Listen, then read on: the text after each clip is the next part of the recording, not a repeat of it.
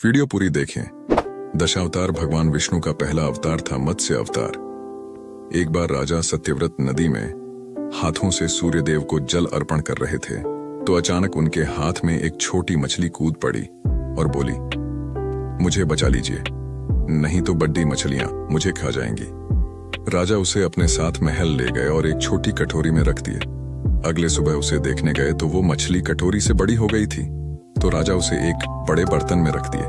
पर अगले दिन वो मछली और बड़ी हो गई। इसी तरह मछली बढ़ती गई तो राजा ने उसे तालाब, नदी, समुद्र और फिर आखिर में महासागर में ले गए।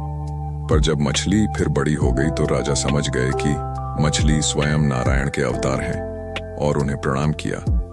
तब महाविष्णु उनके सामने प्रकट हो गए और दुर्लभ में दर्शन दिए। राजा से बोले, मेरा अवतार हयग्रीव राक्षस से वेदों को छुड़वाने के लिए हुआ है और आज से 7 दिन बाद पृथ्वी पर एक बहुत बड़ी बाढ़ आएगी जिससे पृथ्वी का जीवन समाप्त हो जाएगा। तब तुम्हें एक विशाल नाव इसी जगह मिलेगी। तुम सारे जानवर, जीव, बीज और सप्तऋषियों के साथ उस पर बैठ जाना। 7 दिन बाद राजा ने ऐसा ही किया। चारों तरफ पानी पानी हो गया और भूचाल आ गया। फिर मत्स्य भगवान ने हयग्रीव राक्षस का अंत किया और वेदों को लेकर नाव के पास प्रकट हुए।